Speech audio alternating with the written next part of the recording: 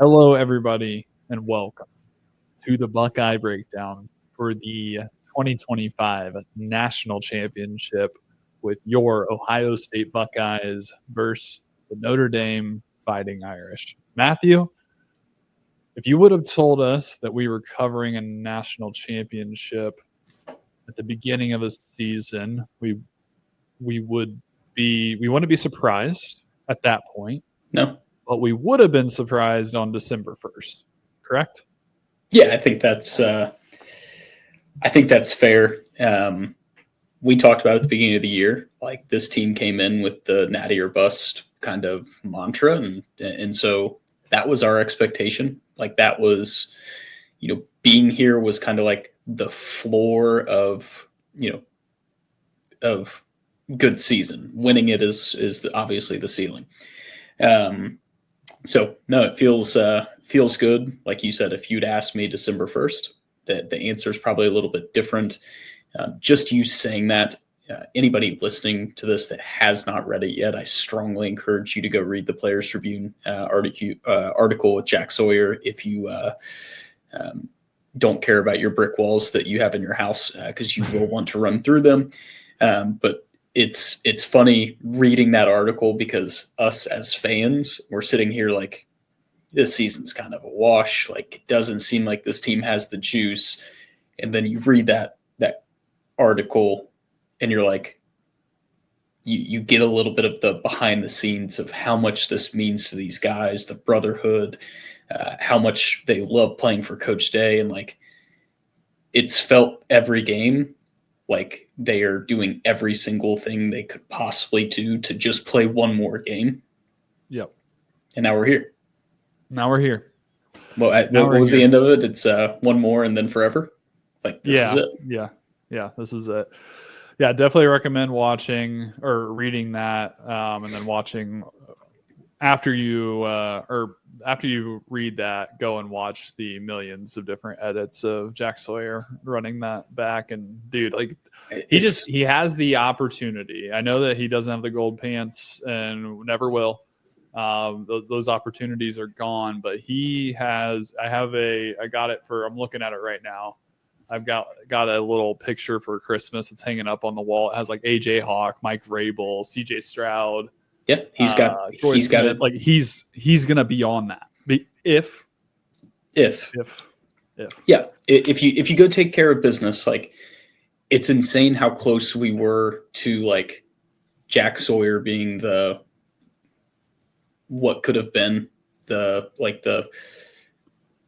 great player, the constant stories of like never really lived up to his potential, all that stuff. And then like the switch flipped. He's been really good all year, but like we got into even in the Michigan game and then in the playoffs where like he's just been this animal. It went from those conversations to like, dude's got a chance to never have to buy a beer in Columbus, Ohio, ever again. Like those are the kinds of things that are on the line here. And man, just like I said, reading that article, not just Jack Sawyer, but like just for all of the seniors that decided to run it back. Like that's why you and I have talked about like the feeling of this game. Like the matchup seems to just favor Ohio State in so many different ways, which we are going to get into kind of the X's and O's. But like the other thing that's just like in the back of my mind is just how much this actually means to the guy to the left and right of them on the field and in the huddle, in the locker room. Like it means so much to these guys to go out and do this as brothers. And like, it's like that extra edge that I feel like we haven't felt that in the Buckeye program for a little while. And it feels like this is just like this overwhelming brotherhood, what people preach. Like it's not a recruiting pitch. You come here and like you're seeing the living like embodiment of it. So really cool stuff. Yeah, I mean, I think this is probably a conversation for another pod, but I mean, I think the thing that's been missing is like that Ohio kid that is the leader, right? Like the leaders over the past couple of years have been, a CJ Stroud who's from California and a Justin Fields from Georgia. And like, not everybody is Ohio born and raised and loves, bled scarlet and gray their whole life. But like this guy's just taken to be one of the best players on the team and be an Ohio kid and be like just the playing the best version of football that he's played. Yeah. Just helps set that edge and sets the tone for the locker room. So either way, okay, yeah. So we each of us took a look at the both sides of the ball for Notre Dame and kind of how Ohio State matches up. Again, we're getting into the X's and O's a little more, trying to expand our football knowledge. So it's not perfect, and we probably rely on other people, but that's got to start somewhere. So I looked at the Notre Dame offense. You looked at the Notre Dame defense. We matched up OSU's defense and offense with that. We'll talk through some of those matchups. We'll give our score predictions. And then right before we started recording, we put out a text. About Monday to get some unfiltered thoughts from our Notre Dame fans, because Matthew and I both live here in Indiana and surrounded by Notre Dame fans, and in a group chat with 2 Notre Dame fans and 1 IU fan that likes to remind everybody that they lost to the 2 teams in the national championship. But, rightfully so. Keep fighting. But anyways, so we'll maybe get some Notre Dame thoughts at the end, but also just kind of give thoughts. Like, I think they were praying for Texas to win. I think everyone in South Bend was maybe praying for Texas to win. Like, oh yeah, for a matchup perspective, like for everything, quite frankly, I think every step along the way, the team that is in front of Ohio State or projected to be in front of Ohio State was praying, like Oregon was praying Tennessee won. And then Texas was probably more preferential to playing Oregon versus, a team that just whooped up on a team in their conference. Like, so it's been each step of the road. I don't think there are a ton of people that are super thrilled about the prospect of having to go 60 minutes with Ohio State right now. Absolutely not. Absolutely not. Okay. Well, let's do it. Let's get into the Notre Dame offense and OSU defense. So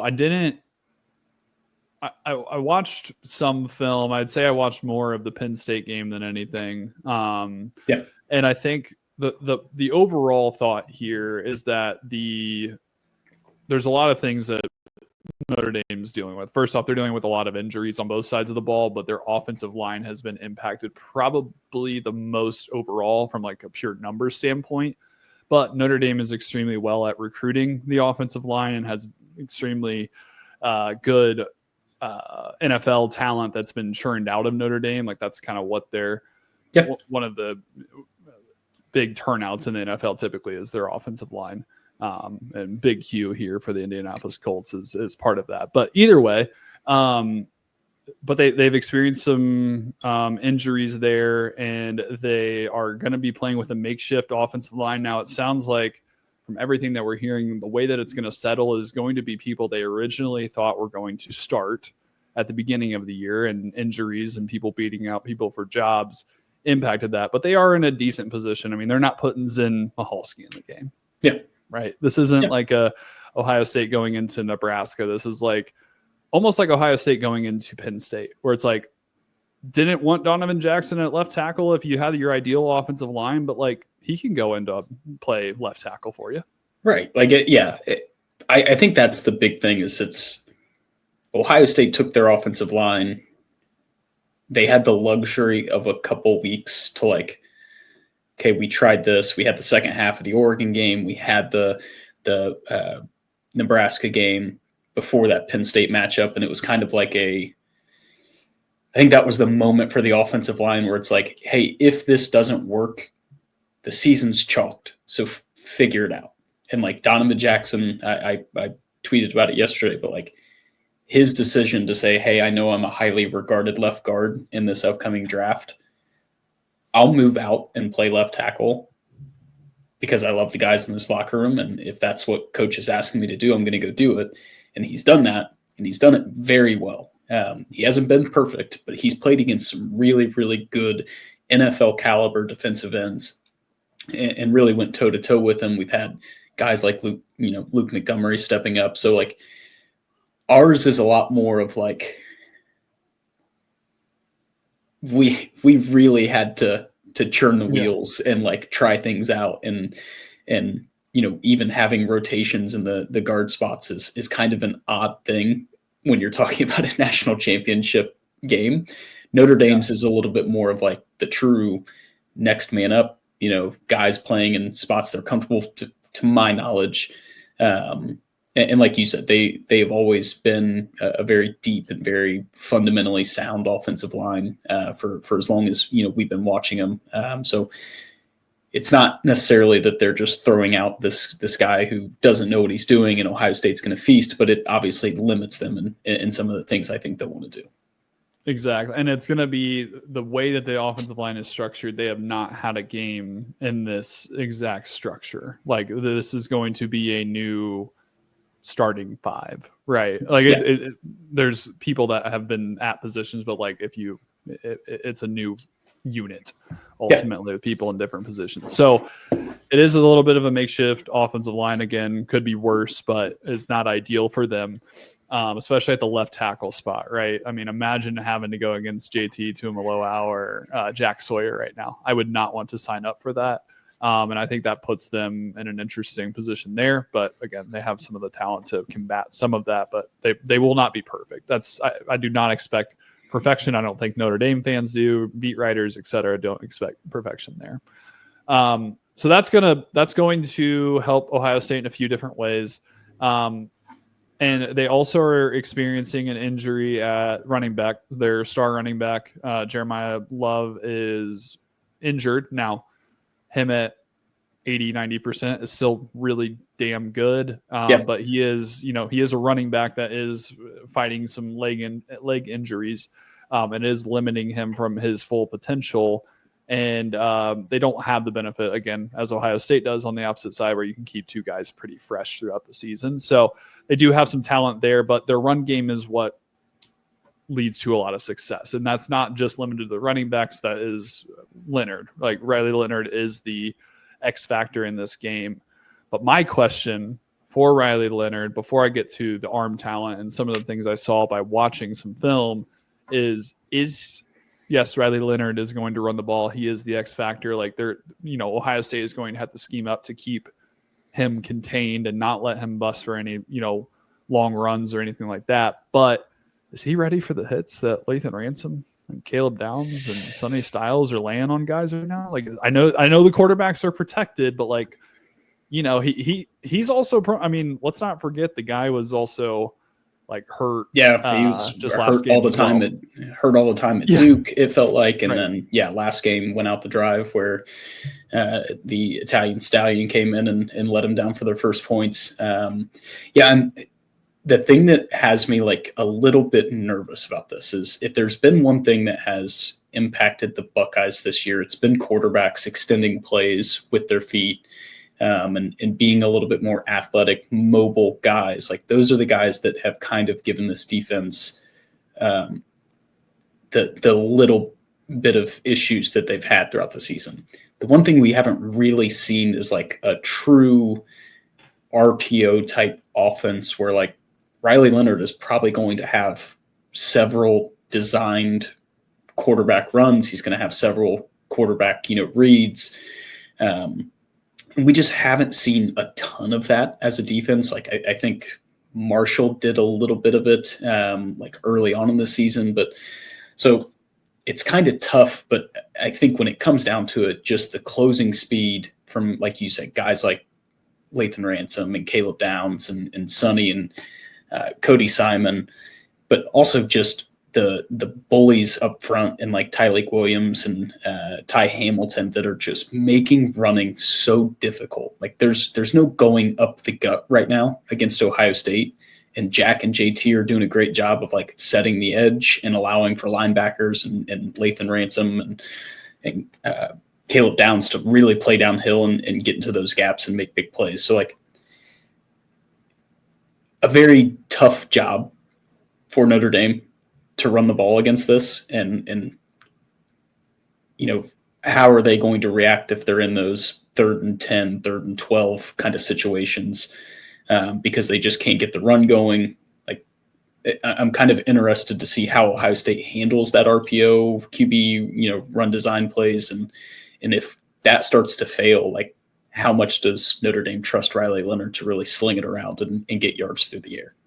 And that is my final point here, and where I spent a lot of my time watching is if Notre Dame is going to win this game, or if Notre Dame is going to have the advantage of their offense versus Ohio State's defense, it has to be Riley Leonard throwing and beating you with his arm.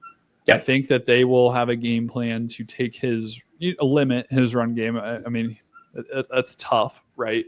I think that they're going to be able to limit the traditional run game with Jeremiah Love and that kind of makeshift offensive line. But I do think the ultimate X factor, or not X factor, the ultimate, like, if they are going to win that matchup, it has to be Riley Leonard beating with his arm. No, pause. And so that is insane. That's crazy. Anyway, so oh wow. I wanted to throw in a couple stats, and I kind of walked into watching that Penn State game, and some of the highlights from that with this stat is when Riley Leonard is pressured, he is one of the worst quarterbacks in college football. Like, he's like 120th in college football according to PFF. Couple that with non-blitz pressure, like, even worse. So, like, if that 4-man front of Jack, JT, Ty Leak, Ty Hamilton, if they can get the pressure without sending the house, Riley Leonard is going to struggle. And that may seem obvious, but like, bad, right? Bad. Yeah. And so I think that is I think that's where Ohio State's going to win that matchup, is having those guys continue to play at a high level, continue to get pressure without having to send in Sonny Styles, Cody Simon, et cetera. Because when he is blitzed, that is when he made a lot of the big throws against Penn State. Two of his best throws from that game, which came in the second half, were on blitz. Was when Penn State blitzed him. So he is able to get it off within that, and was able to make those big time throws. Now, one of his interceptions was on a 4-man where he was pressured. So, like, he just is going to make poor decisions, and, you're going to have a Caleb Downs or Lathan Ransom or, one of the cornerbacks making a big play there because they're not having to send everybody in, and those guys are able to get pressure. And then one of his other good throws was just on broken coverage, so I didn't put too much into that. So, again, I think with how high level the 4-man front is playing right now, that has to continue. And I think if it does, you limit the run game, I think this team's in for a very, very rough offensive performance.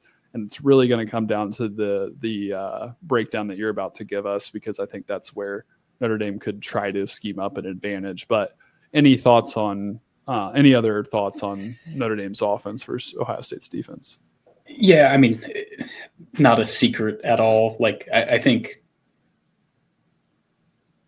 there's a ton of faith in that front four to be able to get home right now without having blitz looks.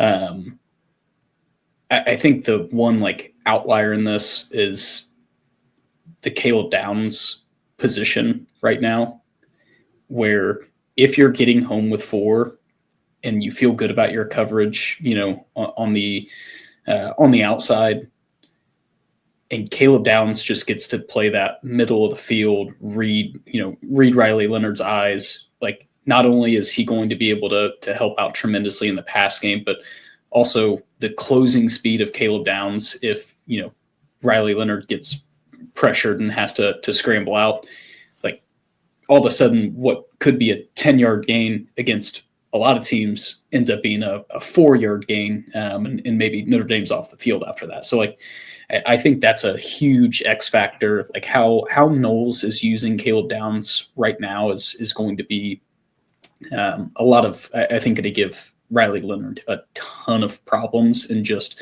being able to read him, and also just kind of keep his eye on what receivers are doing. That it's just such a difficult task if we're getting pressure up front, which I think we're going to be able to do. I think we'll be able to do pretty successfully. So, like you said, they've got a very tough job.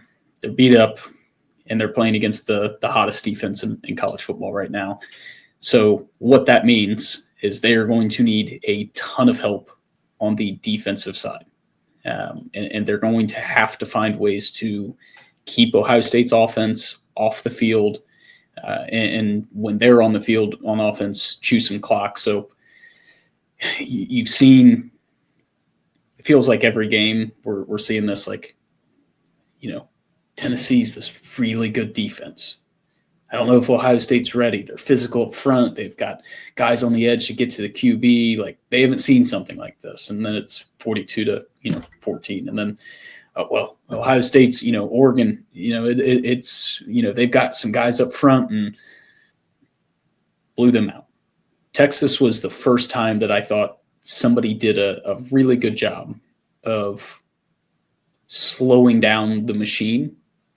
But a lot of that was self-inflicted wounds. Like, looking back at that first half, the amount of times I just threw my hands up in the air after watching it back, being like, man, like, it should be 1st and 10 on the 38-yard line, but instead it's 2nd and, or 1st and 20, and we're on the other side of the field. And so the self-inflicted wounds were a big part of that. But also Texas, very good defense. Now we're heading into Notre Dame, and all of a sudden Texas, who was supposed to be the best defense, is that they're no longer. Now it's Notre Dame is actually the best defense that Ohio State has played. But they're going to throw different looks out there, and something that's not is a little untraditional for what Ohio State's compared to seeing, and that's a lot of man-to-man cover one defense. I have this thought that a lot of this talk about we're going to man up and trust our guys is a lot of smoke, smoke and mirrors. And just because I think it's a foolish idea to ask your guys to do that for 60 minutes. Yes. But if they are true to their word, it is going to be a lot of man-to-man. You're going to have Leonard Moore, the sex addict himself, Christian Gray, Jordan Clark, and then Xavier Watts, who is essentially Notre Dame's Caleb Downs. Like, he's kind of their, eyes in the sky for them, and a very, very good safety. So a couple of things I'm looking at in this is staying on your toes and not just assuming that you've got man-to-man. Like, I think if Chip Kelly and Ryan Day are smart, you are going to see a ton of pre-snap motion where they're sending guys around so that they can kind of get a really good look before that ball snapped of what they suspect they're going to be in. Like, that's going to be one of the biggest things, is not just assuming that this team that runs man-to-man at a higher rate than really anybody in college football is just going to continue to do the exact same thing against our really high-powered, receiving core. If that's the case, if they are in man-to-man, it's going to come down to Riley Leonard, to Will Howard just finding the right matchups and getting the ball to guys in open space. Like, if it's man-to-man, things are going to break down. We just have too much talent, too much speed, too much athleticism for Notre Dame to just simply man up every single time we drop back to pass and be successful. So Will Howard's going to have to be really good and put receivers in a good position for them to move the ball down the field. I'm curious. Like I said, I have my doubts that it's going to be this heavy man-to-man. Like, we're just better than you. Our defensive backs are just better than your, 3 future NFL wide receivers. Do you think it's going to be a lot of mixed bag looks that we'll see from them? Do you think it is going to be true heavy man-to-man? Like, what is your gut telling you heading into this? I had a thought before. I forget who it was. I think it was their true freshman. I forget his name. I had a thought that, I think they're just going to trust their guys and trust what they've done well all season. And then he came out and said that that's what they're going to do. And I'm like, something tells me the true freshman either. And they don't have the best PR training at that point, right? But, I don't know, man. It seems like, because Jeremiah Smith supposedly like reposted that on TikTok or whatever. Yeah. Seems like the team that is at a disadvantage walking into the game is probably trying to find every single inch that they can, and one of those would be, feeding into the ego potentially of Ohio State's offense and wide receivers, and so that's where I have some caution headed into the game. It's like, okay, now I don't believe it. Now I think they may kind of switch things up a little bit. But we'll see. Yeah, I saw a tweet like I wish I could give credit to it, but it was like, you want to play man-to-man, the first possession should just be a play action, and Jeremiah Smith should run as fast and far down the field as he possibly can. And I don't care if you throw an interception, throw the ball that way and just say, hey, if you're going to stay in man, we are going to challenge the hell out of you all game with our guys. So, like, I'll be interested to see how they approach it. Like, it feels like when Jeremiah Smith does these things, like the little, like, reposting of the Tennessee, like, the graphic of their guys in coverage. And he was like, all right, we'll see. And then like the Oregon, like it was the Oregon thing of like, hey, good luck. If you're going to play man-to-man against me, good luck. And like, it feels like he's got that kind of chip back on his shoulder after the one catch for 3 yards. Yeah. So I'm excited to see that. The other thing is, Notre Dame early in that Penn State game looked gassed. Penn State was running the ball really well. They were moving the ball down the field well. The game was sitting at, I think it was sitting at 14-0 or 10-0. I can't remember exactly what it was. I think it was 10-0 before the half, right? I think so. Because Notre Dame got the ball back and then came out and scored, and it was tied at, I think so. No. But that game felt a lot like it was like 21-0. Yeah. Like the vibe was like Notre Dame's getting bullied right now. And like Penn State's pretty close to like putting this at a spot where like they're going to have to completely shift the way they're playing to crawl back into it. And then obviously, they got the field goal, came back out and made their run. Ohio State is a much different animal than Penn State. Like Penn State's 10-0 when Notre Dame's defense looks gassed and confused and not making the plays. Doing that against Ohio State puts you in a situation where you're down 21-0 pretty fast. So I'm interested to see, like, can Ohio State get a quick score, and can we establish the run in a similar way that Penn State, I shouldn't say similar way. Can we have those big chunk runs where we're getting 7 to 10 yards and not just be like this, we're going to pass it against your guys because, our wide receiver, we feel like our wide receivers are better than your guys in man-to-man. But like, I also want to see the big Judkins, the big Travion Henderson, like chunk runs and really set the tempo early in the game. Notre Dame was much better in the second half of slowing down the run a little bit.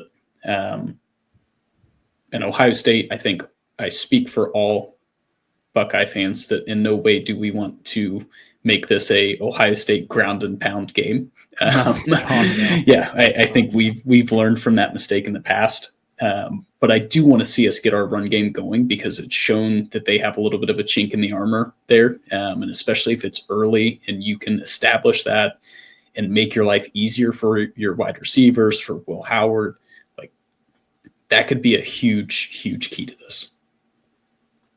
Yeah,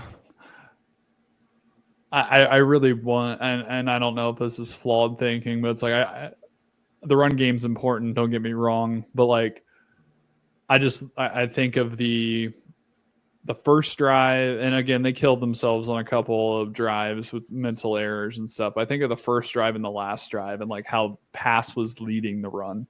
Right? Oh yeah, like they weren't, and it's like we need that. We need that energy all game. Like we cannot. I don't know. No, and I'm with you. Like that's what I said. I don't think anybody wants the like ground and pound, get it to 2nd and 6 so that we can throw. Like I think I want to see a lot of throwing on first downs. getting guys in rhythm early in the pass game, I think, is a huge thing.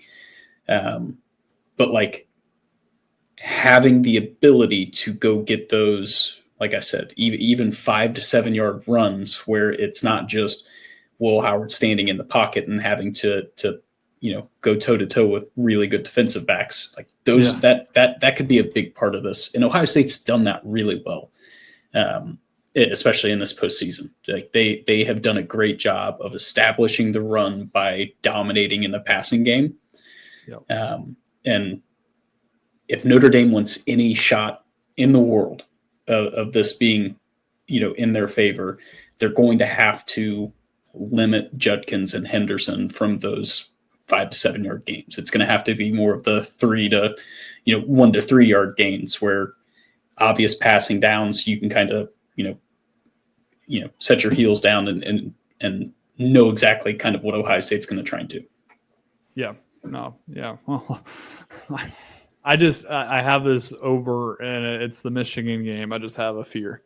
I just have the fear that maybe Notre Dame can bait us into that. So I keep seeing that too, like the Michigan thing. Like the other thing is not that Notre Dame's front four aren't good, but like, yes, they're not too projected like first round top 15 picks. For sure. And Will Howard's not potentially concussed. That maybe caused some play calling to whatever. So like, there is a little bit of a difference. But the thing you're going to get in this Notre Dame defense, they're going to be very fundamentally sound. They don't typically make a lot of self-inflicted mistakes. They tackle really well. They like to play violent in the run game and knock some heads. So like they are here for a reason, and a large part of that reason is their defense has been playing really well and limiting what offenses can do. But they haven't seen in Ohio State.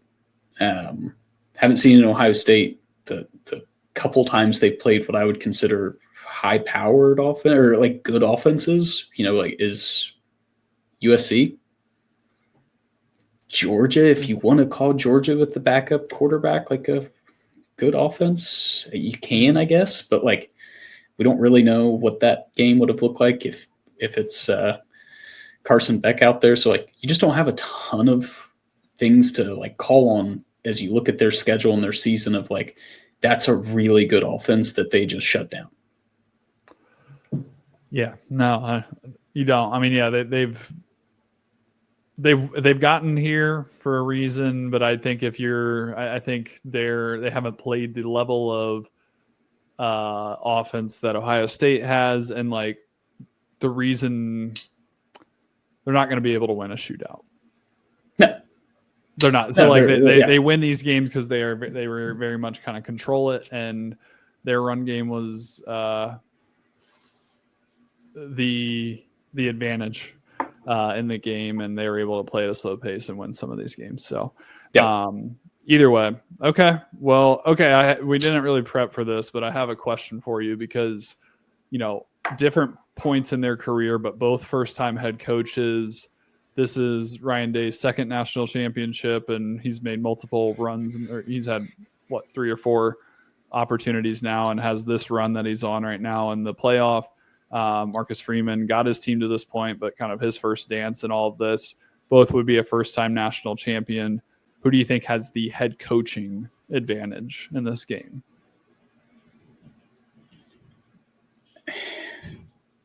I think Ohio State. Okay. I think Marcus Freeman's a good coach. I think he's learned a lot after his first year. And I think he's been lights out since NIU. He's done a very good job. I say Ohio State because, like you said, Ryan Day's been here. Not only has Ryan Day been here, but there are some guys on this team that were also here when the Buckeyes last played in a national championship. So like Lathan Ransom and Cody Simon, like they were on those teams during those runs. So like they have the experience, they kind of know what to expect, and they know what it feels like to lose that game. But I think Ryan Day having the locker room really in his corner, being a really phenomenal offensive mind, and then the the coaching staff support from Chip Kelly and Jim Knowles, like, I'm going to give the edge to Ryan Day in this, and that's not a knock to Marcus Freeman. I think they're two phenomenal coaches. I think Ryan Day sometimes gets knocked because of the rivalry, and rightfully so. But I think people outside of Ohio State fans look at Ryan Day and say it's a pretty darn good coach. Apparently, he's not very well liked by a lot of people, but I don't think people just assume that he is not a very good coach. So I give it to Ohio State, and think that the experience and just the relationships that he has in that locker room, and how hard guys want to fight for Coach Day and for their brothers, I give the nod to Ryan Day, but I'm assuming you feel pretty similar. But do you think Notre Dame being like the underdog in this, and the Marcus Freeman like playing against the team that he played football for, like, do you think that gives Marcus a little bit of an edge in this? Yeah, it certainly does. And sorry, I stepped away for a second. But yeah, I think that there's an edge. I just don't think it's enough for them to overcome kind of the talent disadvantage and like how well Ohio State's playing on both sides of the ball. But yeah, I mean, you can say the same thing about Ryan Day. This is still the same coach that lost to NIU and has lost some of these games and hasn't beaten Ohio State. So like there is still that there. Like he's not perfect, although he has them in a great position and they've been well prepared and they've won some big games this year. Not taking anything away from him, but like Ryan Day has a little more of the battle scars, for better or for worse. And again, it can be for worse, certainly. But no, I think he's got people love to play for Marcus Freeman. He's going to have his guys ready for this. He's going to find every little opportunity, every little inch, like I was talking about, to try to overcome this. Like I think he had a comment, or someone had a comment, that like the fact that he went Ohio State plays no factor in this. It's like, dude, I know that's like a big point on the whiteboard inside the locker room right now. Like that the fact, let's go beat my alma mater. Like they made a mistake in not bringing me in. Not that there probably was ever a good opportunity to bring him in, but either way, I think Marcus will have the team ready to go. But again, I don't think it's enough to overcome the disadvantage I see on both sides of the ball. Yeah. Before we get into score predictions, we did get some word from our esteemed Notre Dame fans who study and know the game pretty well. We kind of asked them, like, what do you feel confident in, and what are you nervous about? Much of it is stuff that we kind of relayed in this kind of in our breakdowns, but I'll kind of start from the top. Pretty confident the defense is going to show up, and noted, we feel good that they can keep Ohio State under 30 as long as their offense takes care of the ball. My rebuttal to that would be Ohio State under 30, and assuming that puts us at a 27, 24, 21, still feels like it's a lot of points for Notre Dame to score on our offense. For sure. But like he said, or like you had just mentioned, Marcus Freeman's going to have those guys ready to run through a wall. That defense is going to show up. I expect they're going to make plays. Another thing that was noted in this is, you can force Will Howard into some bad decisions. We've seen it at times this year. And as it's noted here, like, it's not just the turnovers, but, not seeing guys downfield and making the wrong read or making the wrong throw to the wrong guy. Like little things that can impact the game that don't always just show up, in the box score. I have some similar kind of fears. I think it's been there like every game with Will Howard, because like I said, we've seen the proof that there are those tendencies where, he makes the wrong decision, but he's been playing really well. people kind of knocked him a little bit or knocked the offense in general. But like I said, a lot of that was self-inflicted. And I thought Will played a pretty good game, like 77% completion percentage, threw the ball into some tight windows, and like he did enough for us to win that game.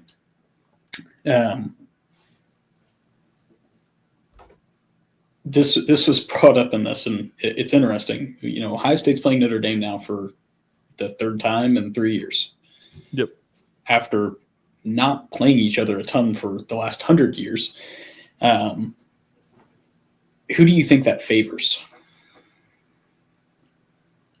I read the text. I know who he thinks it favors.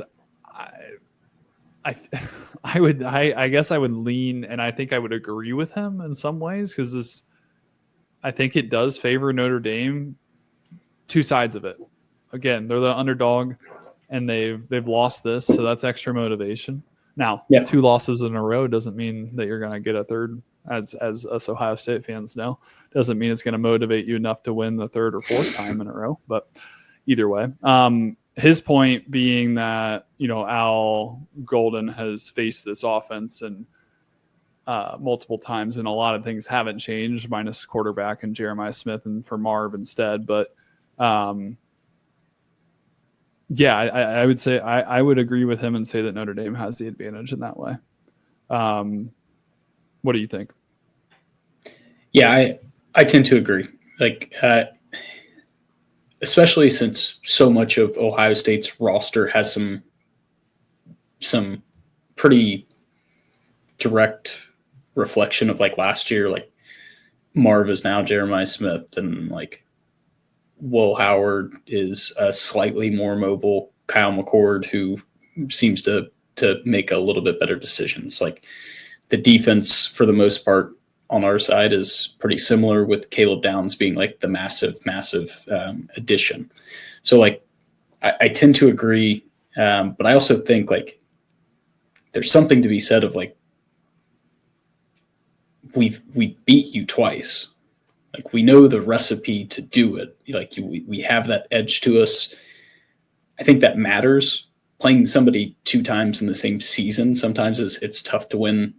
You know, if you're 2 relatively even teams, it's hard to beat a team twice. But like when it's completely different seasons, and like the other thing is yes, you have like this new quarterback who's a little bit more mobile, but also Riley Leonard hasn't seen Ohio State.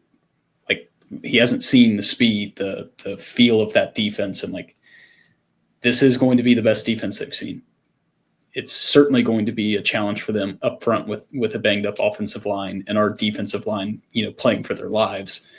So I think that matters as well. So like the matchups, I don't think it plays a big factor to this. Like no, there's enough film out on both of us that like you're going to have a pretty good idea of what both teams are going to try and do. Last thing, we kind of did this in a sort of kind of way, I think, against Texas. And that was like, if Ohio State's offense plays a, you know, B- game, but the defense plays an A+, or vice versa, like, how do you feel about our chances? I'm going to switch it up a little bit because he mentioned it. Our Notre Dame friend kind of mentioned it in his text, but you know, he mentioned if Notre Dame can play an A+ game and Ohio State plays a B- game, he likes their chances. I was thinking about this literally today in the shower of like,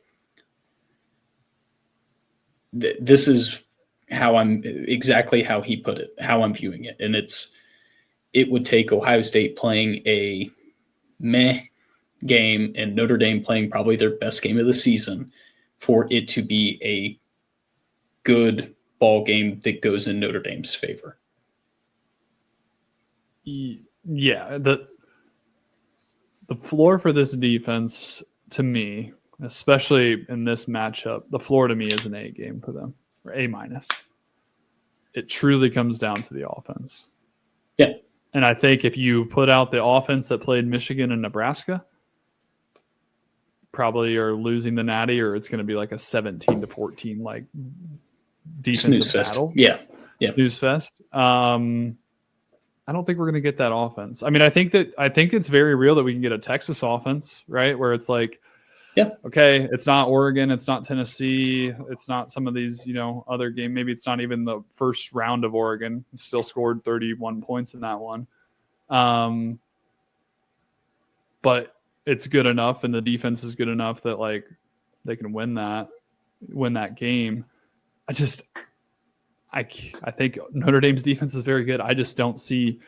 I mean, they would have to kill them. So, like they would have to make the back-breaking mistakes than they made. Yes, like they would have to be a disaster Will Howard game, and it would have to be like offensive line just getting blown up, and I just don't see that happening. And so like that's why I have overall confidence in Ohio State winning the game. We'll get to score predictions, but I think it would take a lot of poor.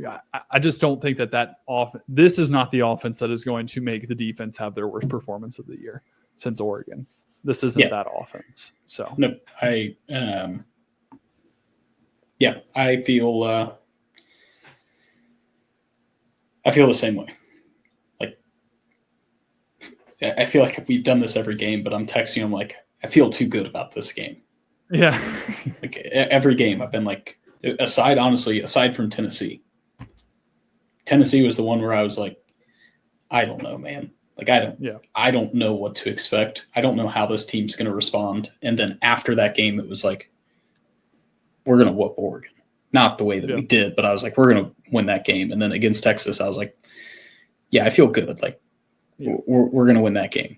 I feel very similar in this one. I do think it's going to be a good game.